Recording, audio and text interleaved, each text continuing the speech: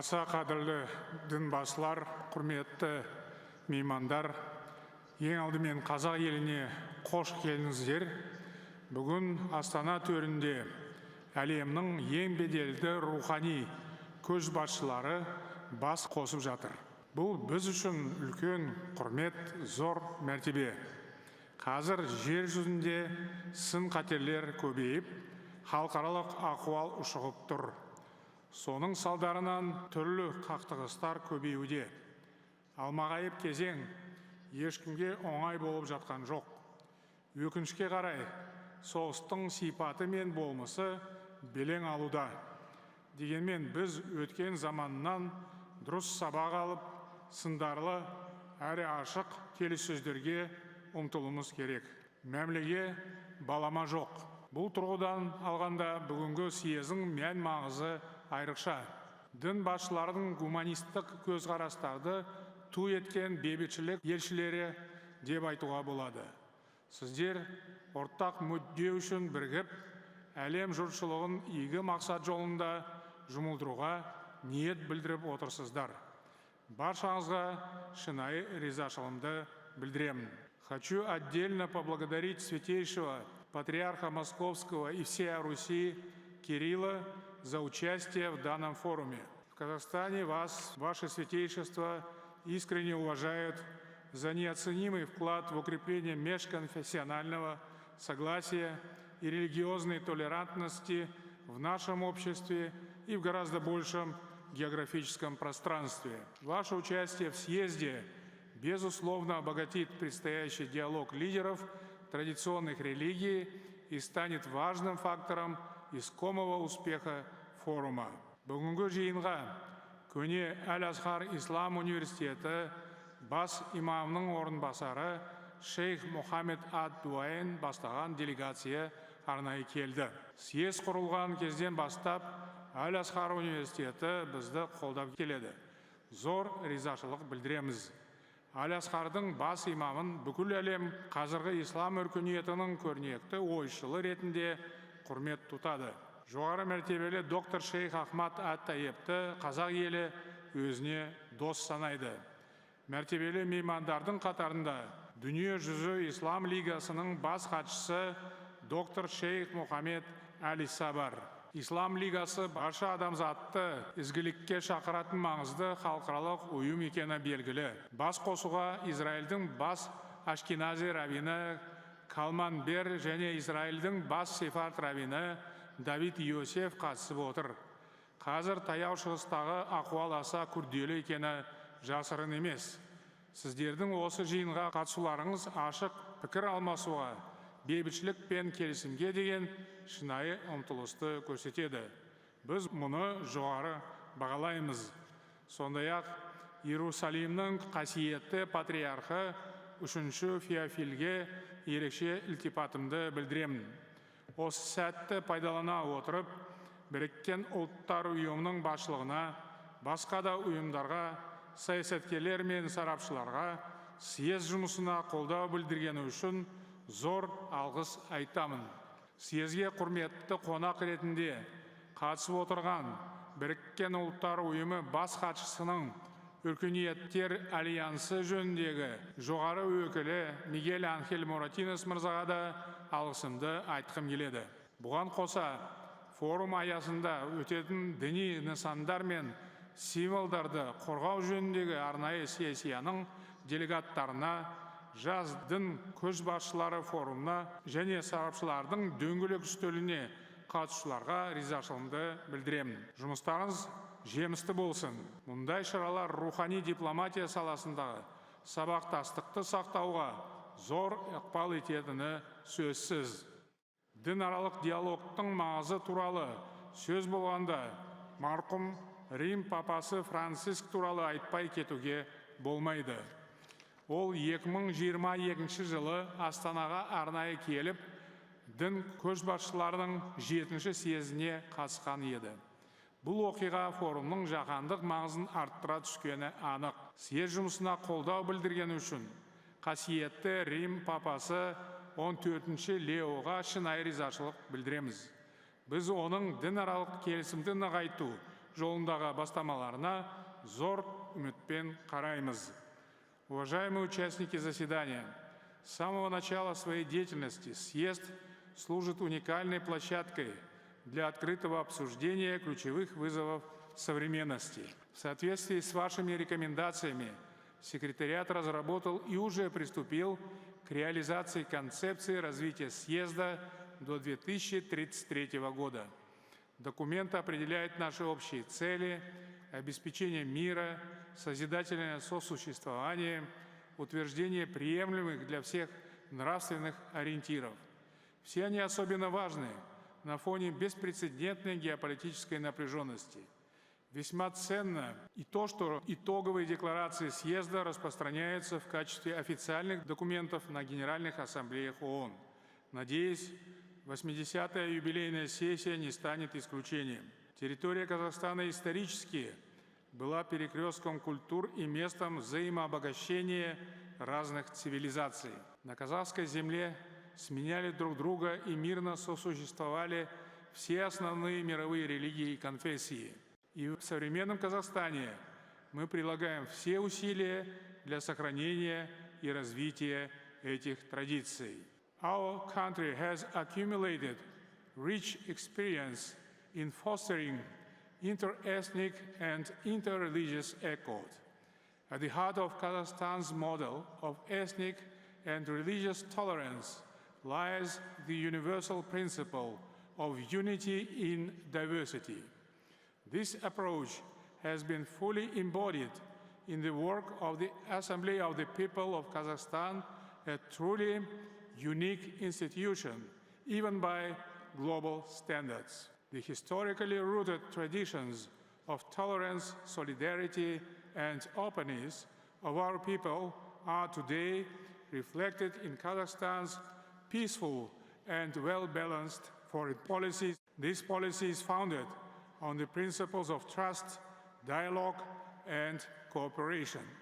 I am convinced these universal values and principles hold great significance for all nations and states. Yesterday, within the framework of the Congress, a special session of the United Nations Alliance of Civilizations was devoted to the protection of religious sites.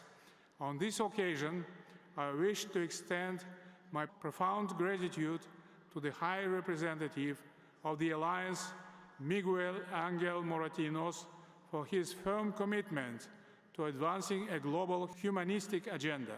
By safeguarding religious sanctuaries and symbols, in essence, we are protecting the very foundation of human civilization itself. Kazakhstan is home to nearly 4,000 religious associations belonging to 18 different confessions.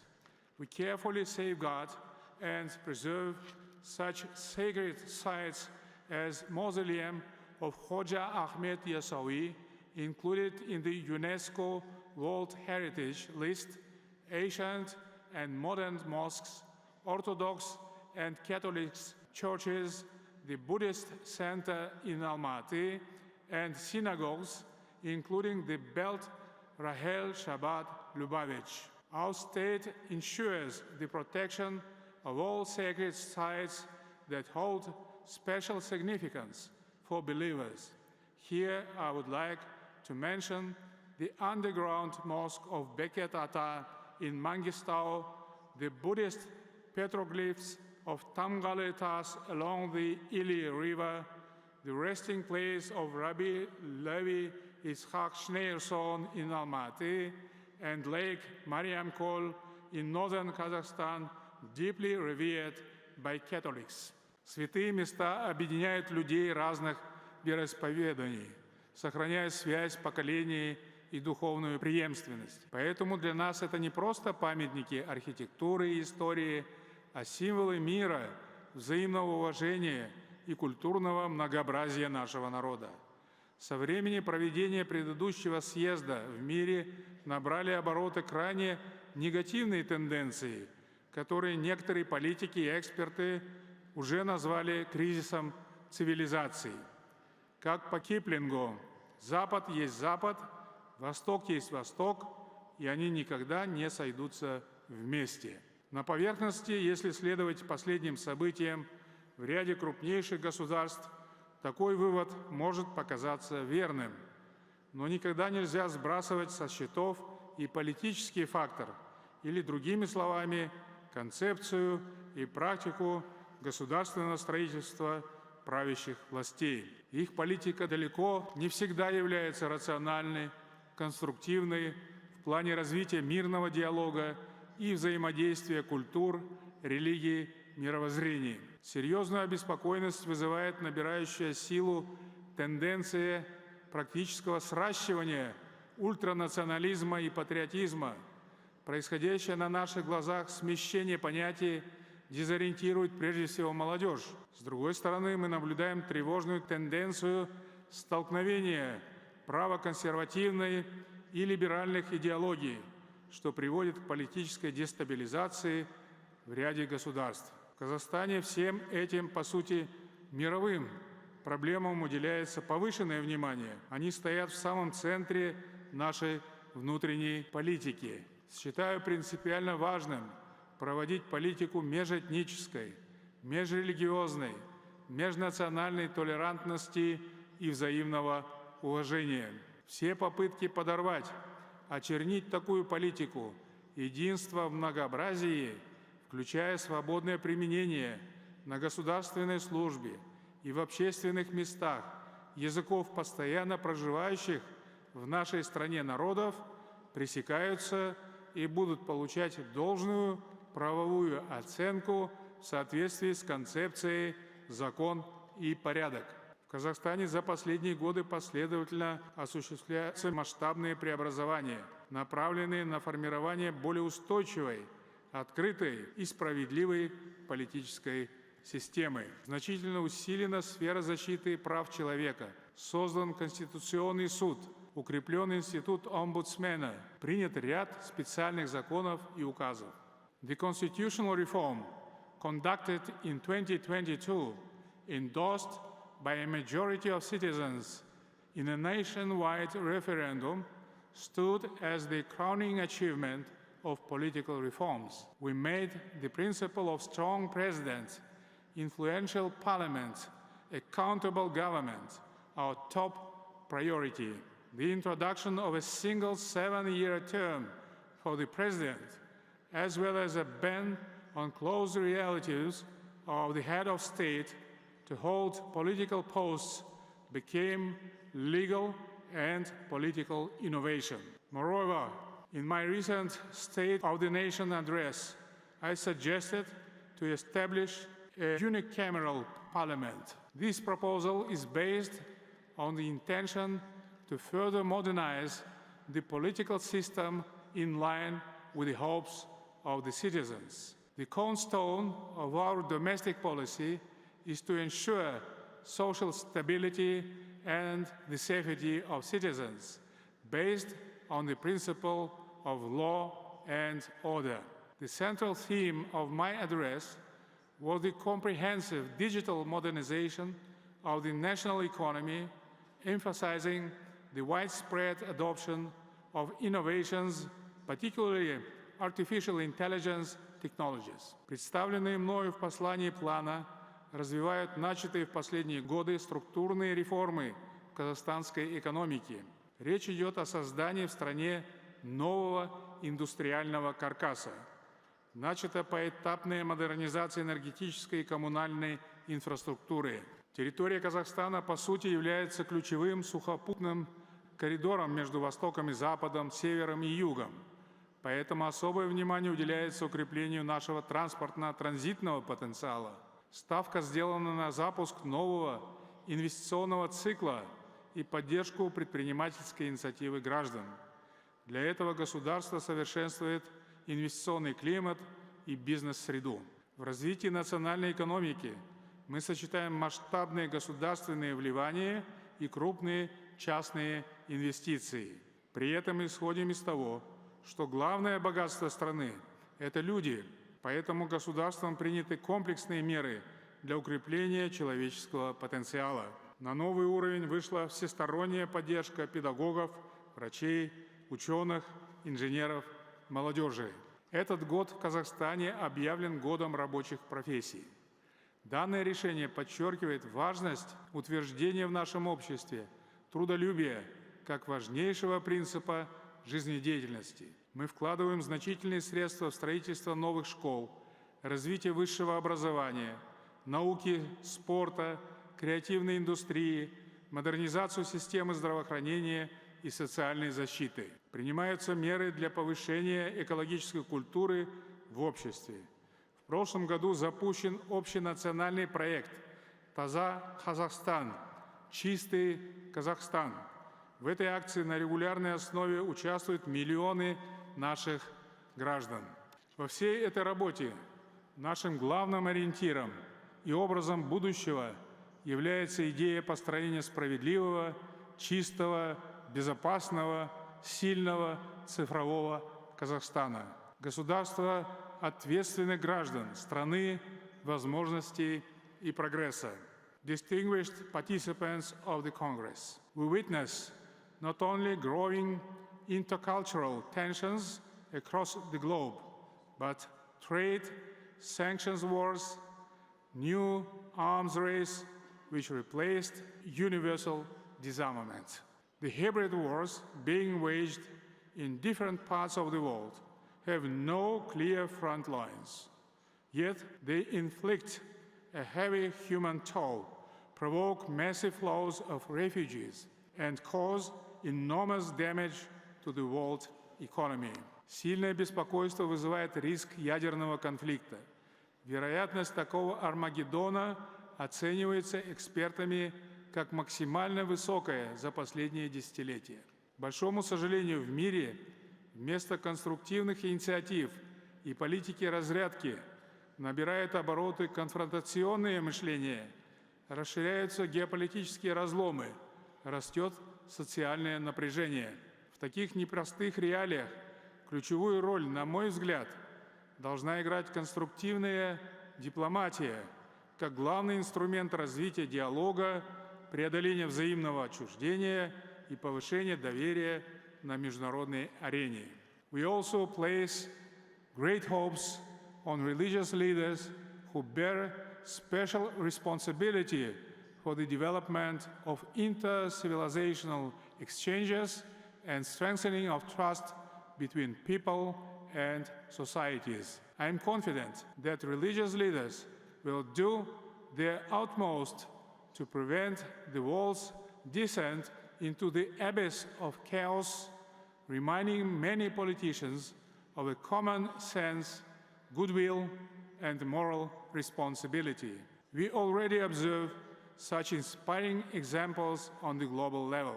The Congress of the Leaders of World and Traditional Religions, the Document of Human Fraternity, the Mecca Declaration, Bahrain Dialogue Forum, the Abrahamic Family House in the United Emirates. All these initiatives demonstrate that when we act together, religion becomes a powerful unifying force. We need to build on this experience and expand it further. Allow me now to present Kazakhstan's vision of promising avenues for advancing interfaith and intercultural dialogue. Первое. Считаем важным задействовать потенциал духовной дипломатии на уровне международных и региональных организаций. Предлагаю обсудить ранее обнародованную мною идею движения за мир под эгидой съезда.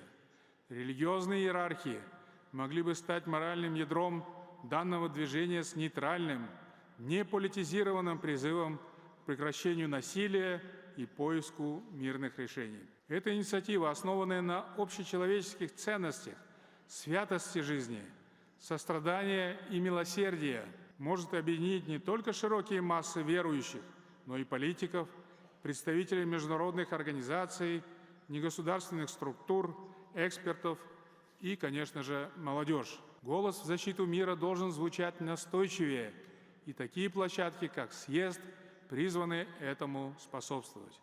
Большие надежды по-прежнему возлагаются на Организацию Объединенных Наций, которая остается незаменимой глобальной платформой.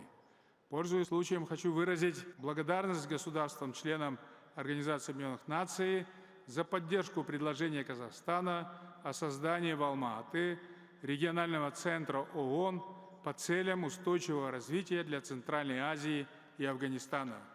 Важно также усиливать роль таких региональных структур, как СВМДА, ОИС, ОБСЕ, ШОС, СНГ, Ассоциация государств Юго-Восточной Азии, АСЕАН, а также Лига арабских государств. Второе. Во все времена религиозные конфессии помогали людям преодолевать жизненные трудности и невзгоды. Поэтому, говоря о высоких духовных материях, нельзя упускать из виду и вопросы, связанные с хлебом насущным. Несмотря на значительный прогресс, человечество продолжает сталкиваться с множеством гуманитарных проблем, вызовов. Миллионы людей все еще страдают от голода, эпидемий, деградации окружающей среды, изменения климата. Казахстан прилагает серьезные усилия для сокращения бедности, решения экологических проблем и оказания гуманитарной помощи. Данные проблемы планируется обсудить в ходе регионального саммита в Астане по вопросам экологии и устойчивого развития в апреле следующего года. Наша страна самая северная и самая большая по территории часть исламского мира. 30 лет назад мы вступили в Организацию исламского сотрудничества. В рамках этого авторитетного объединения Казахстан стал инициатором создания Исламской организации по продовольственной безопасности. Религиозные деятели истори вдохновляют и наставляют людей на благие дела и проявление сострадания к нуждающимся. Религиозные общины вносят большой вклад в достижение целей устойчивого развития, запуская гуманитарные миссии и добровольческие программы, открывая школы и больницы, поддерживая молодежь и уязвимые группы, продвигая климатическую повестку и вопросы миграции. Это еще раз доказывает, что у религии в 21 веке есть мощный созидательный потенциал, который необходимо использовать в полной мере. Мир столкнулся с серьезными экологическими угрозами. Центральная Азия ощущает их особенно остро. Изменение климата здесь идет быстрее, чем в среднем по миру. В нашем регионе участились засухи, тают ледники, снижаются запасы пресной воды. Духовные традиции всех народов учат беречь природу и жить в гармонии с окружающим миром, потому что Земля – это наш общий дом, дарованный Творцом, и забота о нем – наша общая обязанность. Климатические изменения, их пагубные последствия – это не столько научный или экономический вопрос, сколько фундаментальный нравственный вызов. Перед лицом потенциальной экологической катастрофы критически важно усилить международное единство и координацию усилий на глобальном и региональном уровнях. Поэтому предлагаю в рамках съезда обсудить инициативу о разработке совместного документа о роли религиозных лидеров в борьбе с климатическими изменениями. В документе можно было бы зафиксировать общие принципы экологической ответственности, базирующиеся на духовных традициях, с особым акцентом на поддержку уязвимых регионов. Третье. Мир стремительно входит в новую технологическую эпоху. Искусственный интеллект, большие данные, биоинженерия и другие революционные инновации кардинально меняют все сферы жизнедеятельности людей.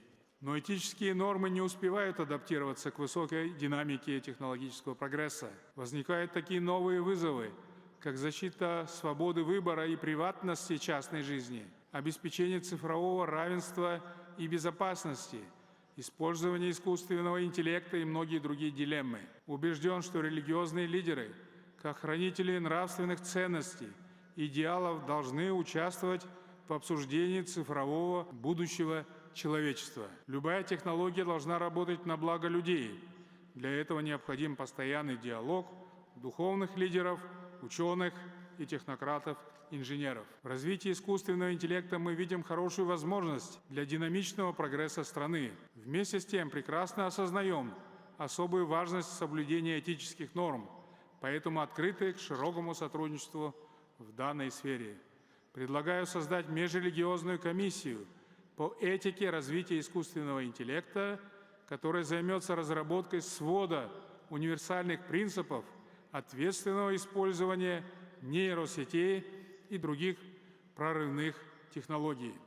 Речь идет о своеобразных заповедях для алгоритмов, которые подразумевают уважение к человеческому достоинству, недопустимость дискриминации, контроль над решениями, носящими судьбоносный характер.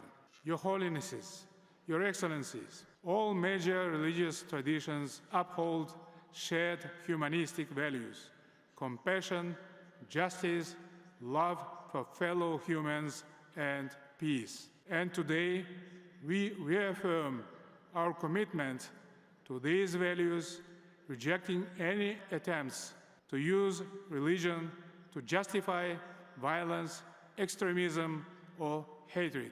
Nowadays, more and more thinkers speak about a post-secular era, a time when religion will once again become an important factor in social and political life. Our Congress is constantly moving forward. We are enhancing interfaith dialogue with the academic and expert community. The fusion of spiritual wisdom and expert knowledge can serve as a key to finding effective solutions to pressing global and regional challenges.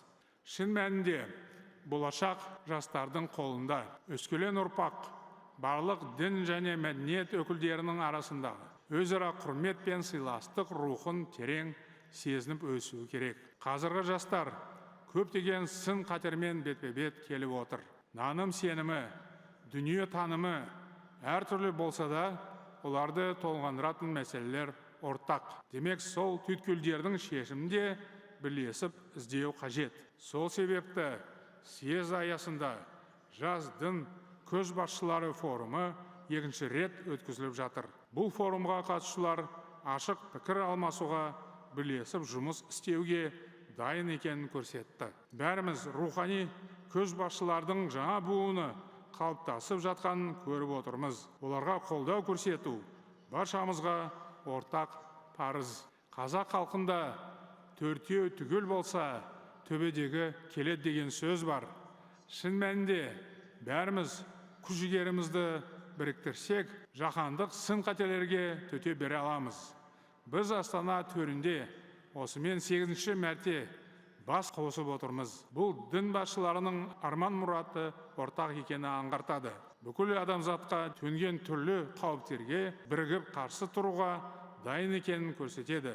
Осы дөңгелек үстелдегі құрмет пен достық рухы дүние жүзін ынтымаққа бастасын. Игі мақсаттарға бірге жетейік.